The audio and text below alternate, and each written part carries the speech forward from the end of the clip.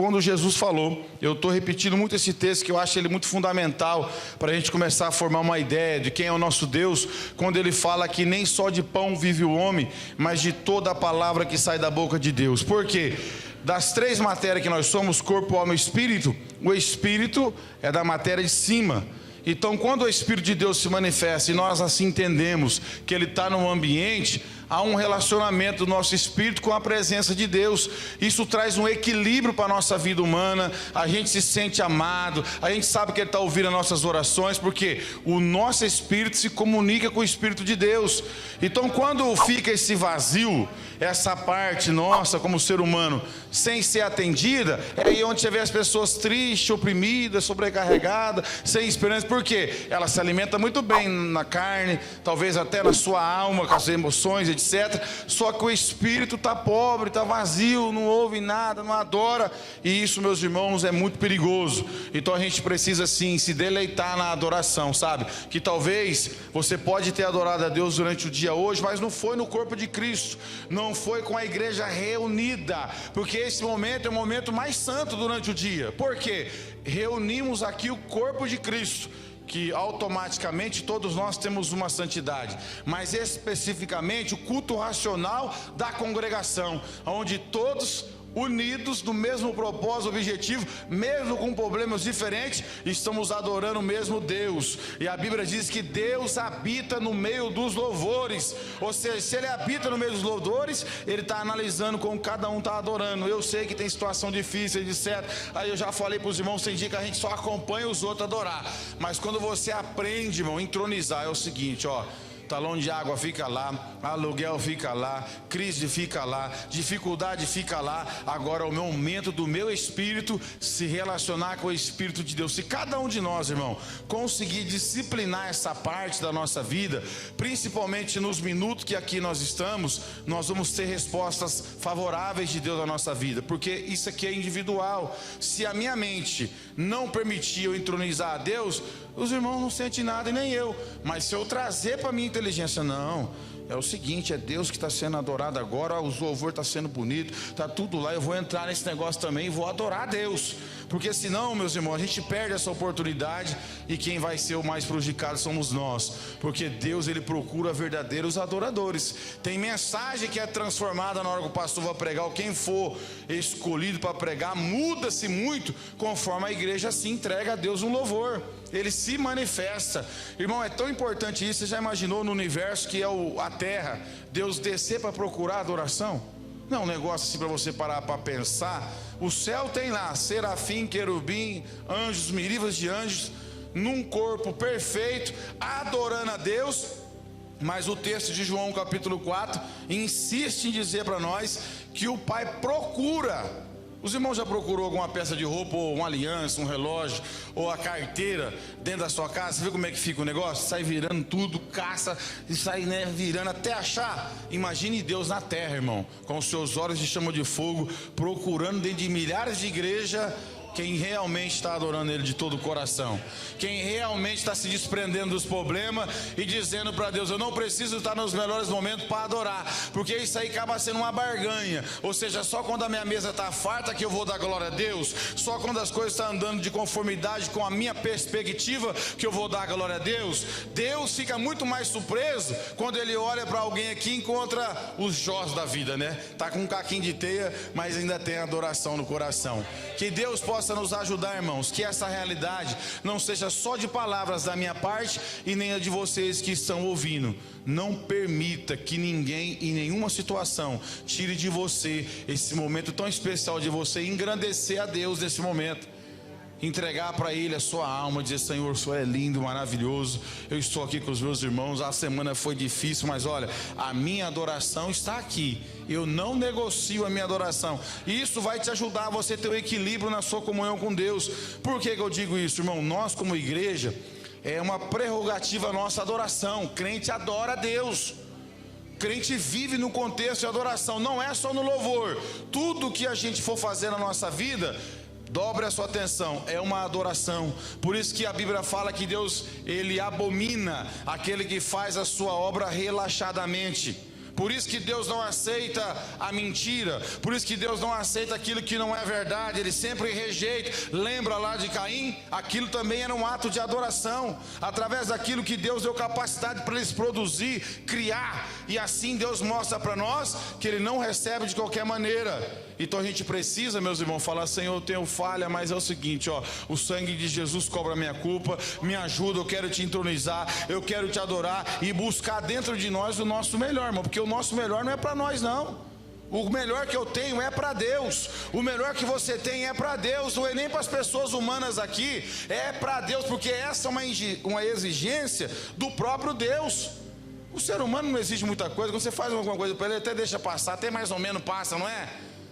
Você está precisando até, mas Deus não, Ele é perfeito, e às vezes a gente não entende isso. A gente acha que Deus é o nosso amigo, que é o nosso patrão, que é o nosso pastor local, que é o nosso irmão do grupo. Não, irmão, tudo que for se reportar para Deus, dentro da nossa inteligência, é claro que na exigência total de Deus na nossa humanidade, nós não vamos talvez conseguir atingir a régua que Deus coloca em nós, mas nós precisamos buscar o melhor que a gente tem para fazer para Deus, amém? Então, quando eu vi hoje aqui o Lucas tocando uma parte da bateria lá, eu sei que foi feito um investimento muito na vida dele. Nós pagamos a oferta para ele fazer esse cursinho, e ele não queria ir. Eu buscava ele na marra, levava e buscava no sábado, e eu vi que eu vendo ele tocando hoje ali, e não é sempre que ele toca alegre também não, mas parece que eu percebo, não sei se eu estou certo, que tem dia que ele está mais alegre ali, desenvolvendo isso, e o meu coração se alegra, porque isso aqui tem peso na vida espiritual, irmão. Isso aqui é uma demonstração de alegria, de estar na presença de Deus, e nós, como homens e famílias que aqui estamos, não podemos permitir que essa alegria saia do nosso coração, sabe? Tem tanta gente que não está aqui hoje, irmão, porque está embaraçado, porque o pecado destruiu, situações adversas chegaram até eles não conseguiram vir aqui, porque é aqui que o Pai nos alimenta, é aqui que Deus nos fortalece, e daqui nós não podemos sair, daqui nós temos que permanecer até aquele grande dia, porque é daqui que eu volto para minha casa fortalecido, ouvindo e falando, todas as vezes, ouvindo e falando, eu volto fortalecido. Isso aí já vai para mais de 2 décadas. Agora, em contrapartida, mostrei para o Levi uma foto aqui, e vou mostrar, acho que para o Valdir, 2 cidadãos que eu evangelizei, um inclusive eu e o Valdir pregamos para ele, ele se converteu da rua, foi para uma casa de recuperação, se tratou, se recuperou. Deus é maravilhoso, abriu uma porta de trabalho, formou uma família, mas não permaneceu muito tempo na igreja, voltou para a mendigância. O Oswaldo me falou que ele envolveu-se numa briga ali perto da rodoviária, mataram ele com uma paulada. O rapaz tinha formado uma família, abandonou a igreja, e esse mundo é terrível. O diabo nunca brincou de ser diabo. Essa semana eu refleti sobre isso e fiquei muito triste, irmão, mas muito triste na minha alma, de pessoas que eu preguei, insisti. Esse foi o primeiro a morrer. O segundo a morrer foi um jovem que era pregador, expoente da palavra de Deus, mas gostava de ficar mendigando. Aqueles camaradas que vêm para a igreja, mas que é nem um ioiô. 3 meses está bem, 3 meses está mal. E fica brincando com a graça. E fica brincando com a graça. O diabo está lá, só esperando. O camarada foi internado no hospital aqui da nossa cidade. Eu tenho a foto dele aqui, um pregador, irmão. Se fosse pastor, tivesse na presença, Deus estava honrando ele aí. Morreu também através de bebidas alcoólicas. Jovem, uns 43, 42 anos no máximo. Então são 2 nessa semana, que um dia estava na casa de Deus, exaltando a Deus, mas achou que o diabo brinca de diabo. Eu, irmão, eu sei quem é o diabo sei quem é Deus e sei quem é o diabo Eu não brinco com o diabo, porque ele tem tempo, ele não se cansa. Ele pode esperar até 40 anos, irmão Francisco, para pegar alguém. Ele espera os 40. Demora, né, 40, mas ele espera. Se for para acabar com a sua vida, ele espera 50, 60, e inclusive ele espera até no leito de morte, Adriano. Ele fica ali, para você negar, até aquela última hora. Nega a sua vida, o que foi? Só fracasso. Ele é a pessoa, meus irmãos, que mais tempo tem para destruir você. Eu sabendo disso, vou brincar com ele? Eu sabendo quem ele é, vou dar oportunidade para ele? Me entristeceu muito. Ontem o Oswaldo foi na minha casa e me mostrou a foto desse rapaz. O outro eu já conheci, que eu preguei para ele, o Valdir. Dei oportunidade para ele quando eu fui pastor ali no avivamento bíblico. Então essas pessoas que a gente já estendeu a mão e percebeu que Deus deu a oportunidade, a gente fica triste por um fim desse, irmão. As mães, imagina o filho que ficou, a família, pessoas morrendo precocemente por pura desobediência. Quem está me ouvindo? Por perder o prazer de estar na casa de Deus. Eu lhe pergunto aos irmãos, qual o mal que faz a pessoa ser firme e constante na igreja? Qual o dano que causa para nós obedecermos a palavra, renunciar a esse mundo e ficar na presença de Deus? Olha para as pessoas que são firmes e constantes, as suas vidas são abençoadas, as suas famílias são abençoadas, há uma proteção de Deus. A Bíblia diz que a bênção do Senhor, ela vai nos alcançando. Olha para aqueles que retrocedem, nessa introdução, que eu vou entrar aqui ainda, porque eu fico triste com isso, sabe por quê? Tem países que pessoas não têm essa oportunidade não, nem de ouvir o evangelho, nem de pregar, sofre lá na mão do Boko Haram, do muçulmano. Agora tem um monte de gente, irmão, que entra na igreja e não valoriza. É muito triste isso, quem está me ouvindo? É triste demais você ver uma pessoa que Deus deu sabedoria para pregar, como é que vai morrer na mão do diabo? Alguém que conhece o poder de Jesus, a autoridade, o nome de deixar o diabo fazer aquilo lá, irmãos. E eu não tenho um aferidor nas mãos não, mas a Bíblia fala lá no livro de Apocalipse que vai ficar de fora os mentirosos, os feiticeiros, os afeminados, os idólatras e todo aquele que pratica e ama mentira. Morrer no contexto de pecado, pastor não tem condições de falar foi para o inferno ou não, mas a caminhada está falando, a trajetória de vida está falando.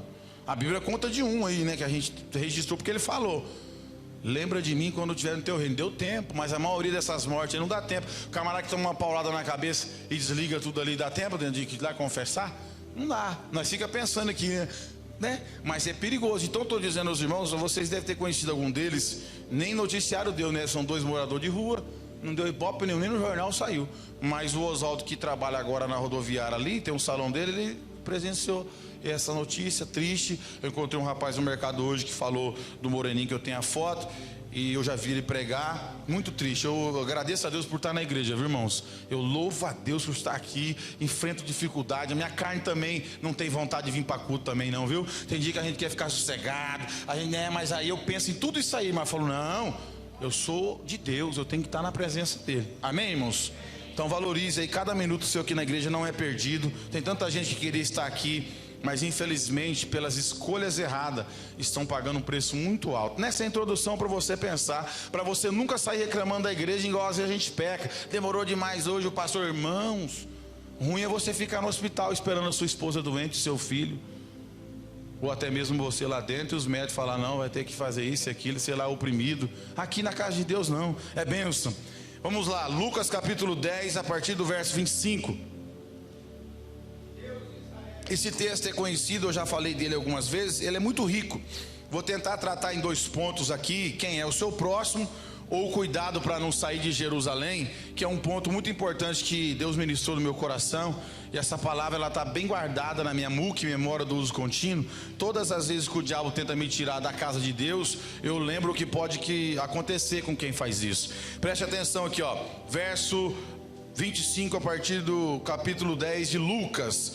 Levantou-se certo mestre da lei, querendo provar Jesus.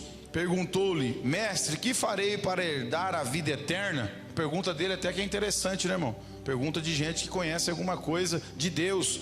E aí Jesus responde. Jesus respondeu: o que está escrito na lei, como lês? Verso 27, respondeu-lhe o homem, olha que tremendo isso: amarás o Senhor teu Deus de todo o teu coração, de todas as tuas forças e de toda a tua alma, de todo o teu entendimento, e ao teu próximo como a ti mesmo. Olha só a resposta dele, para nós começar aqui na introdução, irmãos.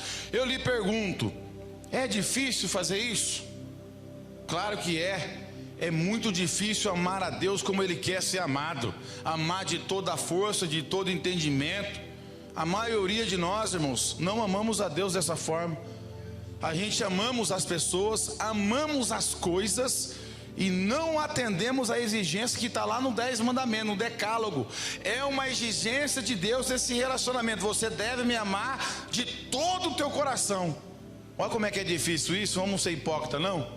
É difícil amar a Deus sobre todo o nosso coração, toda a nossa força, todo o nosso entendimento. São 3 pilares fundamentais para o nosso relacionamento. Só que na maioria das vezes a gente sabe que deve amar a Deus de todo o coração, mas não amamos. Sabemos que devemos amar a Deus de toda a nossa força, mas não fazemos força coisa nenhuma, na maioria das vezes. Sabemos que devemos usar a nossa inteligência para amar a Deus e reconhecer a sua grandeza, também algumas vezes não fazemos isso. Olha como que Deus tem misericórdia da minha e da tua vida, irmão. Que na maioria das vezes a gente ama mais a esposa, mais os filhos, mais o carro, mais a empresa, mais a nossa própria vida, do que o próprio Deus que nos deu a vida, com essa condição de relacionamento. Só que Ele nos perdoa. Quantas vezes eu vejo o Alessandro não amar Ele de todo o coração, não amar Ele de toda a força, não de todo entendimento, e mesmo assim a bondade e a misericórdia de Deus me alcança, mesmo eu não correspondendo uma exigência da parte dele nesse relacionamento. Então a gente percebe que a resposta do doutor da lei, do perito no Antigo Testamento, está correta. Ele está respondendo porque já estava escrito lá no livro de Levítico, capítulo 19, verso 18, que essa é a maneira que Deus quer que aquele que o conheça, busca Ele de todo o coração, toda a força, todo o entendimento. Agora vem cá, eu não consigo fazer isso a maioria das vezes. Alguém aqui consegue? Quantas vezes eu tenho que pedir perdão para Deus pela minha fraqueza? Quantas vezes eu tenho que pedir perdão para Deus por causa das escolhas erradas e não priorizá-lo? Ele deveria e deve ser o número 1 no nosso coração, mas a maioria das vezes não é, irmão. Por que dá para ver que não é? É só você ver pelos frutos se conhece a árvore, pelas escolhas que a gente faz, pela forma que a gente trata a Deus. A indiferença é muito grande no nosso contexto de vida, mas mesmo assim, esse Deus maravilhoso estende a sua misericórdia, a sua bondade. Ele vai aceitando, irmão, porque Ele tem bondade no coração, porque Deus é amor. Ele não tem, Ele é amor. Porque se Ele fosse mesmo só aceitar quem busca Ele de todo o coração, de toda a força, toda a alma, irmãos, eu não sei quantas pessoas poderiam ficar aqui nessa noite, nesse culto. Mas graças a Deus, Jesus Cristo nos ajudou, nos aproximou, cumpriu toda a justiça de Deus. E ainda é essa a exigência, ela não mudou. Mas eu sei que a maioria das vezes a gente falha nisso. Infelizmente, é uma falha nossa. E nós precisamos melhorar nisso, sempre buscar nisso. Só que a segunda parte está dizendo aqui, ó: e ao teu próximo como a ti mesmo.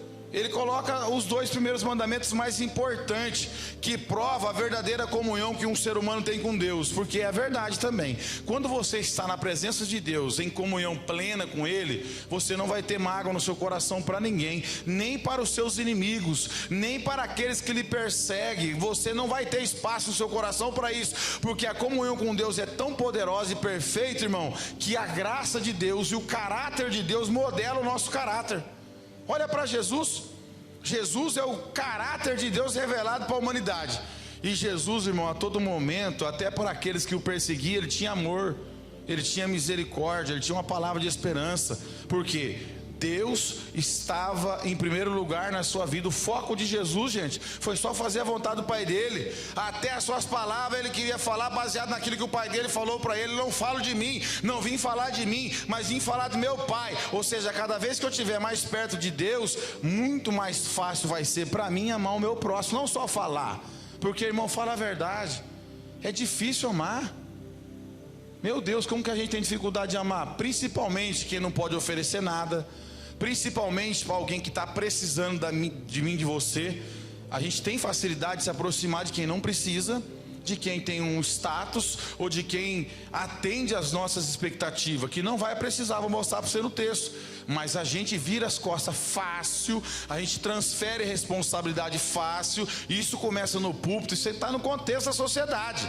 Veja aí como é que você tem dificuldade de buscar quem caiu, quem precisa de uma ajuda, mas a gente fica facinho perto de alguém que está igual nós ou melhor, porque é a nossa natureza humana. Só que ele fala assim: amarás o teu próximo como a ti mesmo. Ele está dando essa resposta, verso 28, aí Jesus reconhece, né? Então Jesus lhes disse: respondeste bem, fazei isso e viverás. A condição para viver de acordo com a vontade de Deus não mudou. Embora nós temos dificuldade de cumpri-la, temos que se esforçar, porque a Bíblia fala que o reino de Deus é tomado pela força. Então, se eu não me esforçar, minha irmã Milene, para ter uma comunhão profunda com Deus, como que eu vou amar meu próximo? Se eu não lapidar a minha vida, disciplinar tudo que é de errado na minha vida, arrancar, tirar com mão forte do meu coração, para que Deus possa ser o primeiro na minha vida, como que eu vou conseguir amar o meu próximo, irmão? Eu não acredito num amor que a Bíblia está dizendo. Se alguém não estabelecer esse padrão de comunhão com Deus, ele não consegue amar o seu próximo como a Bíblia ensina. Não há essa capacidade em nós. Agora, quando Deus é pleno, quando Deus ele está em primeiro lugar no nosso coração, na nossa vida, você deve ter vivido isso, porque nós somos crentes. E nós recebemos o Espírito Santo, e eu tenho certeza que a obra da regeneração está acontecendo na minha e na tua vida, e nós sentimos amor sim. Nós percebemos que o Espírito Santo nos ajuda, ele nos comove a fazer coisas que, se ele não tivesse dentro de nós, nós não faríamos, porque é a atuação de Deus. Quanto mais você tiver em comunhão com Deus, mais você atende o teu próximo. Você não terá dificuldade, porque Deus, ele está dominando o teu coração e a tua mente. Então você não tem dificuldade. Quando o mal tentar impedir de você estender as mãos, aquela comunhão plena no teu coração vai ser mais forte. Quem está me ouvindo aqui? Agora, irmão, se a gente for fraco na nossa comunhão, não amar a Deus com toda a força, com todo o entendimento, filho, pode ter certeza que nós vamos, infelizmente, decepcionar muita gente que tem uma perspectiva que a gente somos homens e mulheres de Deus. Pode perceber que, infelizmente, tem gente que se decepcionou comigo e com vocês também, que esperava você lá ajudar, que esperava lá você estender a mão, mas eu e você não apareceu lá. Por quê? Porque a nossa comunhão com o Pai não está profunda. Porque eu duvido, irmão, que quem está em oração, que quem está buscando a presença de Deus, sentindo Deus de fato na adoração, no louvor, sentir o amor de Deus constranger ele, o que a gente mais quer fazer é transmitir esse amor para o próximo. É mostrar para ele que a nossa comunhão com o Pai é tão tamanha, porque todas as pessoas que se aproximou de Deus, a primeira coisa que elas foram fazer, foram amar, foram perdoar, todas elas, e a gente tem que levar isso muito sério na nossa vida. É a exigência do Novo Testamento. Aí Jesus fala para ele no verso 29, ó: ele, porém, querendo justificar-se a si mesmo, disse: Jesus, quem é o meu próximo? Aqui é aquele negócio que a gente sempre faz na igreja, a gente sabe das coisas, mas não quer praticar. Ele, de novo, ele era instruído, perito da lei, aquela pergunta, sabe, irmão, aquela jogadinha: quem é? O que eu tenho que fazer, pastor? Mesma coisa você falar para um obreiro que precisa estar alinhado com Deus, com a sua família, na palavra. O que eu tenho que fazer? Para um crente da igreja, o que eu tenho que fazer, pastor? É uma pergunta idiota. Claro que você sabe o que você tem que fazer, que você precisa continuar na presença de Deus, você não pode ser negligente, que você tem que ser honesto, que você tem que amar sua família, que você tem que confessar os teus pecados. Todo mundo já sabe, mas aí vem uma pergunta: o que eu tenho que fazer? Ele de novo aqui: quem é o meu próximo? Aí Jesus, perito também, mais do que ele, contou essa parábola tremenda, que isso aqui na prática aconteceu com muitas pessoas. Os irmãos precisam entender que a palavra Jerusalém, ela significa centro da adoração, a cidade de Jerusalém, centro da adoração, cidade santa e igreja. A igreja começou lá, foi de lá que o avivamento foi para o mundo todo. Foi lá que aconteceu o derramamento do Pentecoste. Então a palavra Jerusalém, ela tem no mínimo mais, mas eu vou tratar esses três significados: centro da adoração, igreja e cidade santa. Olha que tremendo, bonito, né? O significado do nome Jerusalém: cidade santa, centro da adoração, igreja. Aí a Bíblia vai mostrar para nós que Jesus conta essa parábola para esse doutor perito da lei, e me chama a atenção aqui o perigo. O que faz uma pessoa que está dentro da cidade santa, protegida pelos muros, aonde tem o templo de adoração, sair de lá, meu irmão Marcos? O que faz? Porque Jesus conta essa história, que esse homem desceu de Jerusalém. E eu, na minha cabeça, lendo a palavra e inspirado pelo Espírito Santo, algumas vezes que eu já falei nesse texto, e o Espírito de Deus me levou a pensar: a primeira coisa que faz alguém sair aqui do ambiente da igreja, irmão, a cidade santa, o lugar celestial, é o pecado. Está lá no livro do profeta Isaías 59, verso 2. O que faz a diferença? O que a Bíblia fala? Que a mão do Senhor não está encolhida para que não possa salvar, nem os seus ouvidos agravados para que não possa ouvir, mas as vossas iniquidades faz separação entre vós e o vosso Deus. A primeira coisa que você vê em qualquer lugar do mundo, as pessoas saírem da presença de Deus, não é por causa de Deus, em hipótese alguma, nunca foi e nunca será por causa de Deus. Mas a primeira evidência que você pode registrar, e nós vamos mostrar na Bíblia, é o pecado.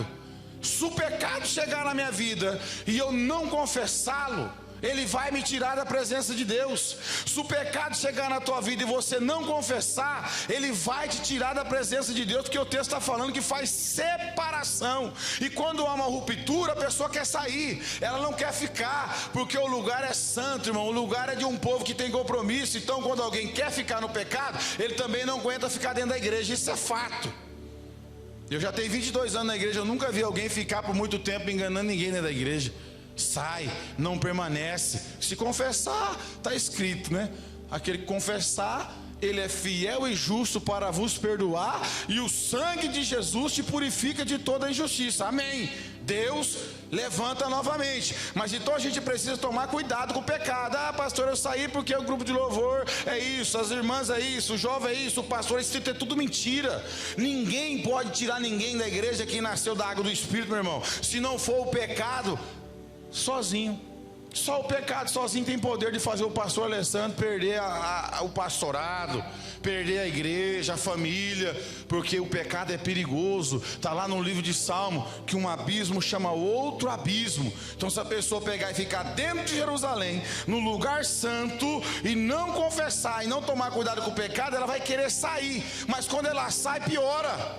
Pode perceber, irmão, não melhora a vida de ninguém que sai, porque o texto está dizendo que no meio da caminhada, porque a cidade de Jerusalém ficava a 800 metros acima do nível do mar de Jericó. Jericó é aquela cidade que foi amaldiçoada, e ela também tem um simbolismo do mundo, porque lá não tinha um templo, lá não tinha os sacerdotes, os levitas, era tudo em Jerusalém. Então o que acontece? Ele achou melhor sair. Uma das razões pode ser o pecado, que com certeza é o que mais tira pessoas da igreja. Quem concorda comigo? Quem tira pessoas da igreja é o pecado, irmão. Começa e não confessa, daqui a pouco perde o prazer de estar na presença de Deus. Isso acontece com qualquer um. O pecado não tirou Lúcifer da presença de Deus, ou o querubim ungido, melhor dizendo. O pecado não tirou Adão e Eva da presença de Deus, não rompeu. Deus não colocou para fora do jardim. E quantos homens não saíram da presença de Deus por causa do pecado? Vamos lembrar? Sansão, Saul e outros. Então o que mais a gente tem que tomar cuidado, irmã Francisca, é com o nosso próprio pecado. Senhor, eu não quero sair não, eu quero é o perdão, eu quero continuar. Por quê, irmão Marcos? Vamos falar da tragédia do que é sair? Tá bom, tá aí no texto. Ele saiu no meio do caminho. Naquela época já existiam os assaltantes, irmão, como tem hoje. Como Jerusalém é uma cidade rica, muita gente descia para adoração, tinha ouro, tinha oferta, tinha muita coisa. Só que os assaltantes esperavam eles naquelas estradas curviosas, ruins. Os assaltantes roubavam as pessoas e tiravam proveito. Só que aqui o texto mostra que ele foi primeiro espancado, tomou um couro, porque sai da presença de Deus. O diabo está espancando muita gente aí mesmo. Se a gente for espiritualizar o texto, que pode aplicar no mundo espiritual, que eu já vi isso no meu ministério, como pastor aqui, saiu, só piorou, não melhorou, porque vai descendo, né? Jerusalém está no alto e ele vai descendo, é assim que nem Jonas, na desobediência, só vai descendo, porque todas as vezes que eu e você está na desobediência, a gente só vai descendo, irmão, e o final disso aí é aonde? Continua descendo e vai até as profundezas do inferno. Então a gente tem que tomar cuidado com isso. E o inimigo está lá esperando, André. Saiu de Jerusalém, não tem proteção, não tem mais os muros. Ele está vindo para Jericó. Jericó aqui não tem essas regras que tem lá em Jerusalém. Então vamos pegar couro, espancaram e roubaram, deixaram ele quase meio morto. Só que aí, irmão, pensa comigo, o que o diabo mais arranca das pessoas aí fora hoje? É a fé. O diabo, ele tem um maior objetivo de tirar a fé do coração do crente. Um homem sem fé não serve para nada. Uma mulher sem fé, sem esperança não serve para nada. Diante do que diz a Bíblia em Hebreus capítulo 11, verso 6, sem fé é impossível agradar a Deus. É necessário que aqueles que se aproximam de Deus creiam que Ele exista, porque Ele é galardoador daquele que o busca. Se o inimigo arrancar isso do pastor, se arrancar isso da sua vida, você não vale mais nada. Então aqui, se a gente for analisar no mundo espiritual, os demônios bateu, roubou. Mas quantas pessoas você conhece aí fora que hoje não tem fé mais para voltar para a igreja? Eles saíram da igreja por causa dos seus próprios pecados, não foi por causa de ninguém. E aí lá fora o inimigo roubou a fé. E eu cansei de evangelizar gente assim, não consigo voltar mais. Eles acabam nos aconselhando ainda. Você já viu essa? O camarada que está desviado de aconselhar quem está firme, não cai não. Não vem para cá não, porque para voltar é difícil. Quantas vezes eu escutei isso pregando? Esse dia eu estava no presídio lá, um amigo meu que pregava comigo no púlpito falou: rapaz, a coisa mais difícil é voltar. Parece que eu não consigo mais acreditar em Deus, porque o inimigo está esperando, e se ele arrancar isso de um homem, o que um homem vale sem fé nessa terra, irmãos? No mundo espiritual, o que a gente vai valer diante de Deus, se o inimigo nos arrancar essa fé que foi plantada em nós? Por isso que a gente tem que cuidar dela. Agora percebe, o perigo de sair, vai ser espancado, roubado, e vai ficar lá quase meio morto. Mas quem falou para você que a maioria não morre? Está aí 2 testemunhos que eu acabei de dizer, 2 que saíram da igreja e morreram fisicamente, e agora espiritualmente estão comprometidos com a eternidade. Eu não sei o contexto, mas era um contexto de escravidão, de alguém que está vivendo, bebendo corote o dia inteiro na rua. Olha só a capacidade de destruição que o pecado faz. Então o que eu devo fazer, pastor? Não sai não, confessa. Não corre não. Jerusalém tem pão, Jerusalém tem proteção, Jerusalém tem a presença de Deus. Fica aqui, Deus vai cuidar de você, Ele vai proteger você, Ele vai te ajudar. Não saia daqui, porque o roubo em Jerusalém não acontecia, é só na descida, é só no percurso até Jericó que os assaltantes ficavam. Na cidade eles não entravam, irmão. O inimigo, quando ele vê aqui os crentes um orando pelo outro, ele fica lá fora, como diz a Bíblia em Tiago 4:5.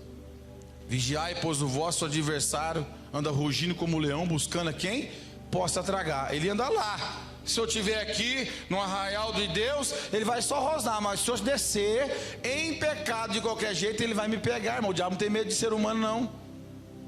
Ele foi capaz de tentar Jesus.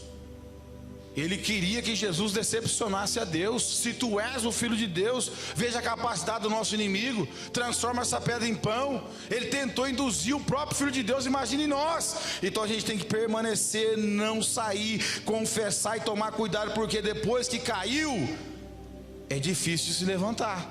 Não é todo mundo que se levanta, irmãos. Pode contar no dedo aí quantas pessoas você viu que voltou. Grande maioria não consegue voltar. Mas a bondade e a misericórdia de Deus é tão grande que largaram aquele cidadão meio morto. Ele estava vivo. Só que a gente percebe que infelizmente as pessoas esperam que a igreja vai fazer alguma coisa. E aí que eu vou mostrar para os irmãos que nem todo mundo que está aqui dentro tem comunhão, que nem todo mundo que está aqui dentro tem amor. Porque quem vai descer? A segunda maior autoridade, o sacerdote.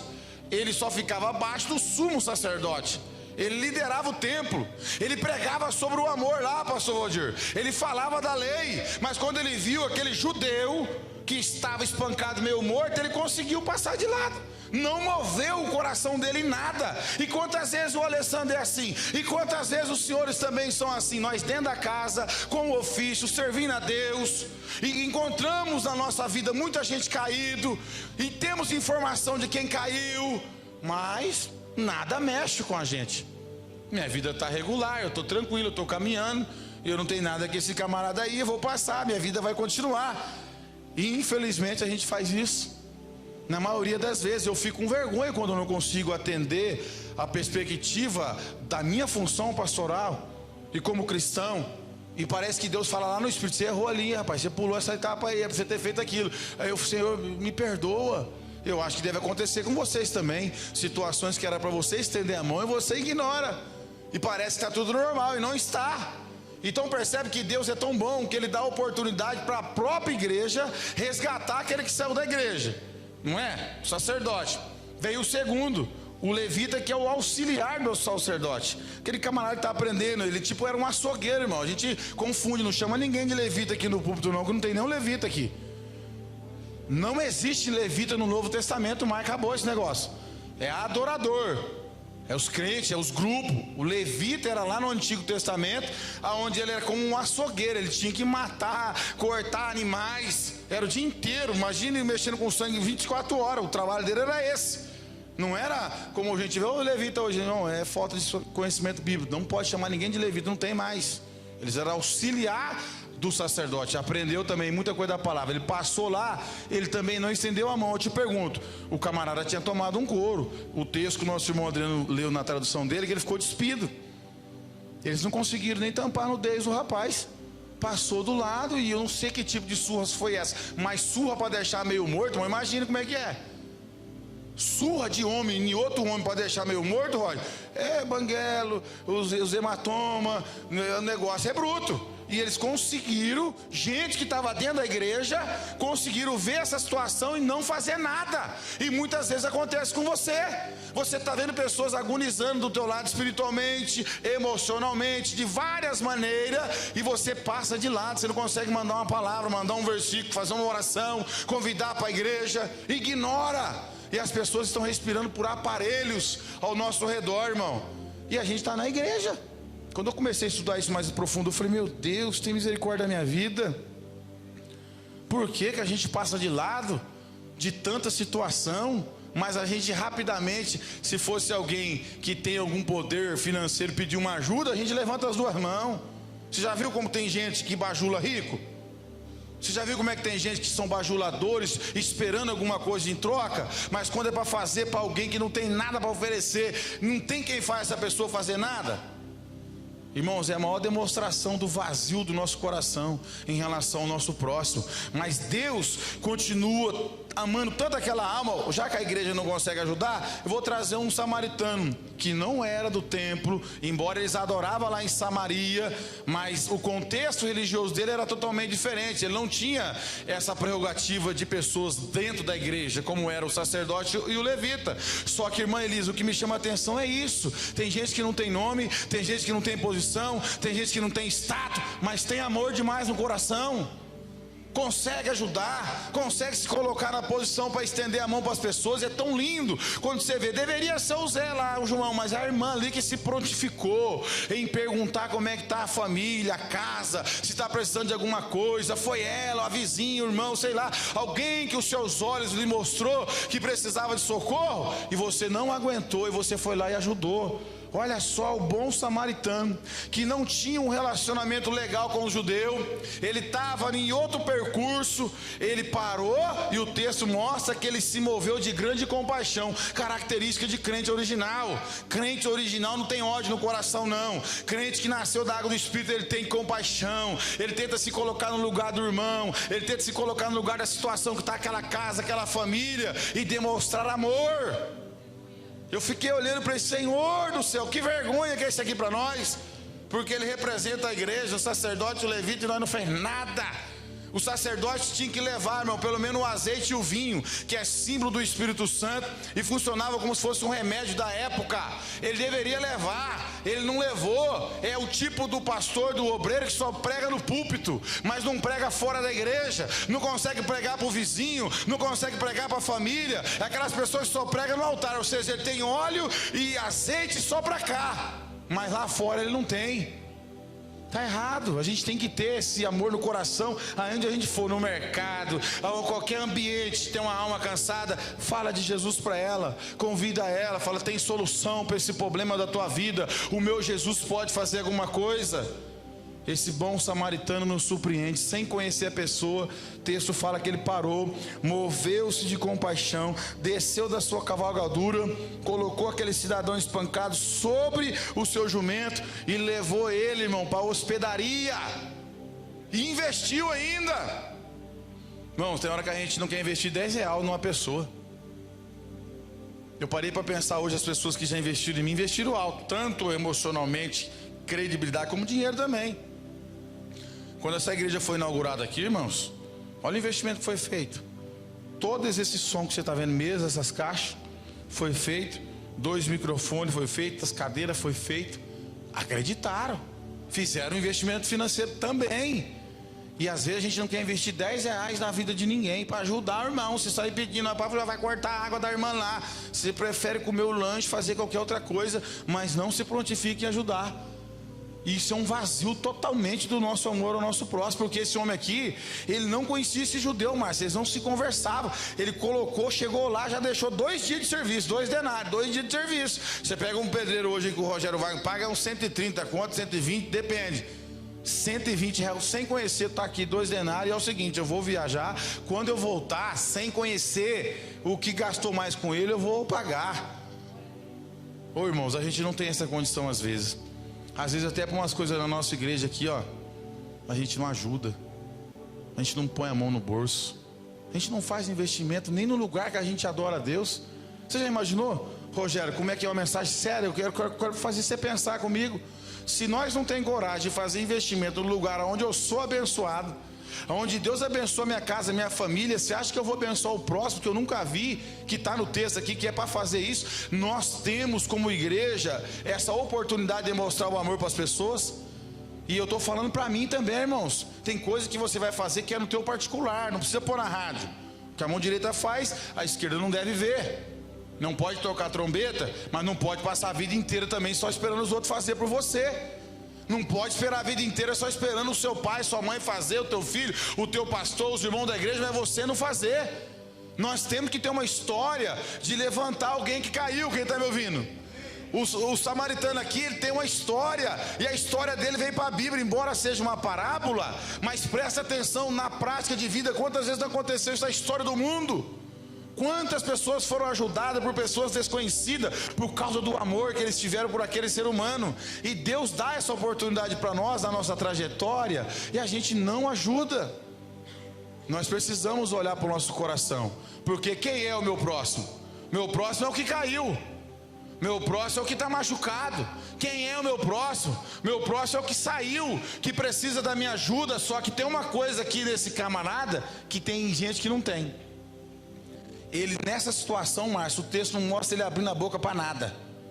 Ele não culpa ninguém, ele recebe ajuda com humildade, certo? E ele é ajudado. Tem gente, irmão, que infelizmente está caído, está machucado, foi tudo culpa dele, dela, mas mesmo assim, quando você vai ajudar, não quer ajuda. Não está nesse contexto aqui, mas eu já sofri isso já. Quer levantar, você quer ajudar, você quer colocar o camarada na cavalgadura, você quer passar o azeite, o vinho passará as feridas, mas tem gente que não quer ser ajudado. Aí, se isso acontecer, nós podemos seguir caminho, nós podemos continuar a nossa caminhada, mas não pode faltar para nós o amor ao nosso irmão. Repita para o seu irmão: quem é o seu próximo? Não é só o irmão que está cheirosinho, bonitinho do lado aí, não. Vocês percebem que nós temos dificuldade de se aproximar perto de alguém que às vezes está cheirando mal. Isso faz parte da nossa natureza, de ajudar pessoas. A gente, meu Deus, eu estou confessando aqui, eu também tenho dificuldade. É para juntar um com o outro, vamos fazer, pastor, vamos ajudar e vamos fazer. Porque é mais fácil chegar perto do Márcio, do Adriano, do Levi, do Marcos, tudo cheirosinho, do Roger, bonitinho, cheirosinho, carro, casa própria, tudo está certinho. Irmãos, eu fiz uma visita e eu vi o que aconteceu. As pessoas pedem ajuda mesmo, as pessoas querem ser ajudadas, as pessoas querem ser atendidas pela igreja, e às vezes a gente não quer fazer isso, nós não queremos cumprir o nosso papel, mas que Deus, diante da sua graça demonstrada por mim e por você, e que nós possamos a cada dia analisar e não esquecer essa mensagem. Não saia, não permita que o pecado tire você da presença de Deus. Não, irmão, faz isso aí não. Pastor, mas o pecado é grave, confessa. Pastor, mas é feio demais. E aí daí, irmão? Você quer mais o pecado que o do Davi lá? Camarada era soldado leal dele, valente, um dos valentes, morava perto do palácio. Camarada lesou o patrimônio dele, que é a família, a esposa, e ele fez esse tipo de pecado. Ele não confessou? Ele confessou. Ele falou: Senhor, não retire de mim o teu Espírito Santo, torna-me da alegria da salvação, cria em mim um coração novo. Você sabe por que ele permaneceu crente? E o nome dele está lá no livro de Hebreus, na galeria dos heróis da fé. Porque ele não permitiu o pecado que ele cometeu tirar ele da presença de Deus. Então o pecado porventura vai acontecer, irmãos, infelizmente. Cada pecado tem a sua consequência. Cuidado, vigie. Mas se acontecer, crente, confessa diante de Deus, não saia, procura ajuda.